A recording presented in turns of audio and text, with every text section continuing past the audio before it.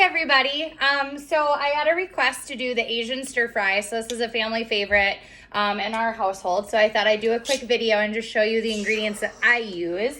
I've done it with both beef and chicken, but my kids seem to like the beef better. So I used 1 pound of ground beef and I already have it cooked.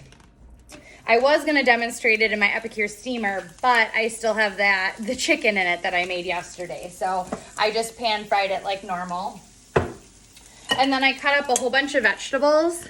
So whatever your preference is, I used the 3 different colored peppers, yellow, red, green, onions, carrots, a little bit of broccoli, but again, whatever your preference is. And actually, if you want to go even simpler, I mean, it took me probably under 10 minutes to chop up all the vegetables, but you can buy pre-made frozen bags as well to use if you want to make this process even faster. So this is what I call like filling your plate with more than 50% vegetables, because I think I have like double the veggies that I do beef. The other thing that I also like to do to save myself some time is I like this brand of noodles. So they've got a couple different kinds of stir fry noodles. I think you can get them at Walmart and Pick and Save. So I'm guessing they might be at other grocers as well. They do include some salt if you're being salt conscious. So it's 95 milligrams. There's 4 servings in this whole bag. So that's a lot of servings and not a ton of salt, but they just come in these individual portions. So if you're not making for a whole family and you're making it just for yourself or maybe you and a partner, this is great too because there's a lot less. And so I actually just throw my noodles right in here. I don't have my scissors because they're already pre-cooked. So while I'm kind of warming everything up, the noodles will warm up as well. And I actually don't even know if I have a big enough pot for all this stuff that I'm trying to make right now.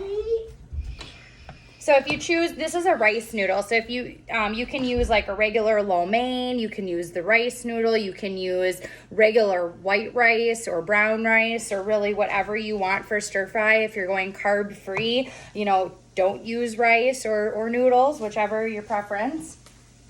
My secret that I found in making this a lot is sesame oil. So I'm a huge fan of the sesame oil. I think it tastes a lot more like restaurant quality.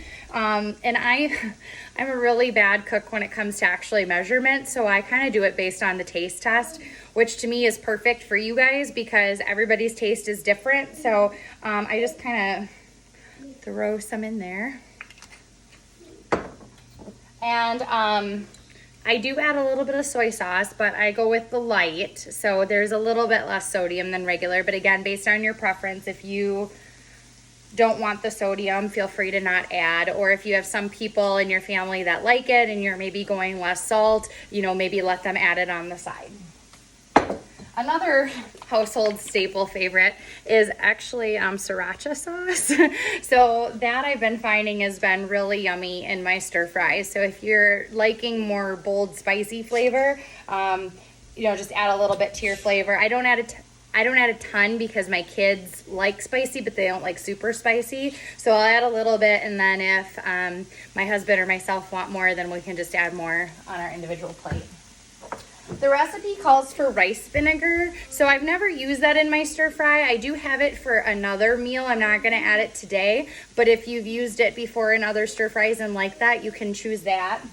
And what I mean by recipe is on the Asian stir fry jar, it provides you with a recipe on the back and tells you to add a little bit of soy sauce and rice vinegar if you'd like.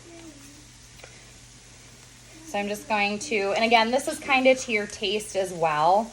I'm going to start with kind of 2.5 scoops on the Epicure 4-in-1 spoon. And then really what I do is I just kind of mix it up.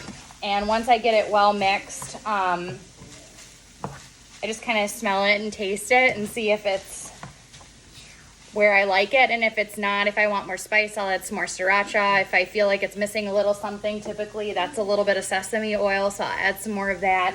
If it doesn't taste like it's got enough flavor. Maybe I'll add some more stir fry, or maybe just a little bit more of my soy sauce. So again, stir fry is all what you make it and what your preference is. It took me probably 3-4 times before I finally found a blend that I liked. And of course, like I said, I don't write these things down, so I can't replicate it perfectly every time. But those are my tips and tricks. So hopefully that helps you in the kitchen, and let me know if I can help you out.